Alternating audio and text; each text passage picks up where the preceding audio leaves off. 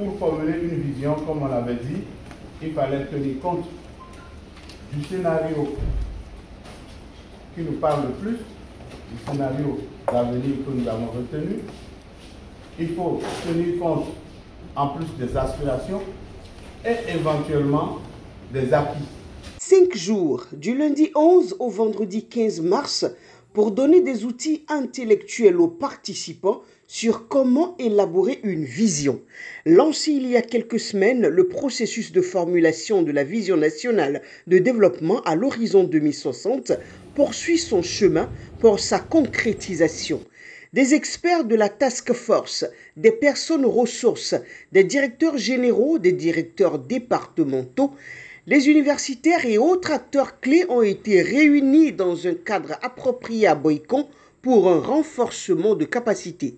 Une activité de la Direction générale des politiques de développement, DGPD, avec le soutien du PNUD à travers son projet d'appui aux études perspectives et de renforcement du cadre de planification PEPRCP. La formation qui nous réunit ici a pour objectif principal de capaciter les cadres nationaux du pays, donc les Béninois, qui sont en charge, n'est-ce pas, de conduire le processus de formulation de la vision 2060 du Bénin. Ces cadres ont besoin de savoir comment est-ce qu'on peut formuler une vision, c'est-à-dire comment procéder depuis les premiers éléments jusqu'à la formulation de la vision.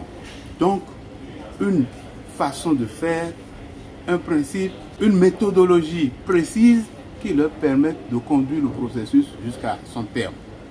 Alors, ici, nous sommes en train de leur donner la capacité de cette méthodologie qu'ils doivent opter pour conduire cette procédure, ce processus, n'est-ce pas, de formulation de la vision 2060 du Bénin. Comme vous le savez, c'est un exercice qui a lieu quasiment tous les 25 ans. Et la prochaine fois que cela va avoir lieu au Bénin, si les questions sont respectées, c'est jusqu'en 2060. Donc nous n'avons pas tous la chance d'avoir participé une fois à l'élaboration d'une vision. Et donc le comité technique aujourd'hui a été formé sur comment on procède à des études prospectives de long terme. Voilà l'objet de cet atelier. D'accord. Après le volet théorique, il y a eu des pratiques en session qui ont permis de pouvoir mettre en œuvre ce qu'ils ont eu à apprendre. Sans une bonne planification, aucune grande réalisation n'est possible, pensent les planificateurs. Et à l'horizon 2060, dans quel Bénin souhaiterions-nous vivre? C'est à cela que les experts réfléchissent. Une grande mission que porte le ministère du Développement et de la coordination de l'action gouvernementale. Il est tellement important de planifier parce que celui qui ne sait pas d'où il vient ou là où il veut aller, il a déjà échoué.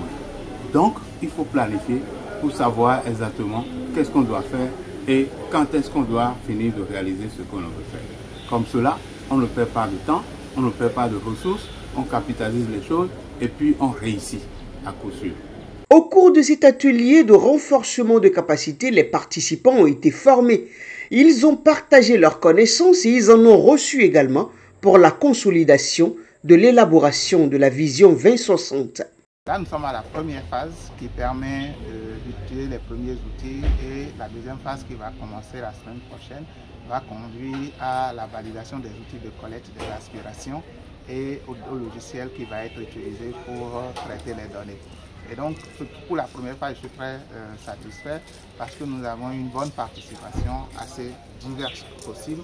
Et nous avons aussi les personnes ressources, nos doyens, nos prédécesseurs qui ont participé à l'élaboration de l'AFIA 2025, qui sont venus pour nous partager l'expérience et aussi les leçons apprises pour que ce nouveau processus garantisse une qualité pour le document, mais qu'il soit aussi le plus inclusif possible lorsque nous allons partir vers les populations.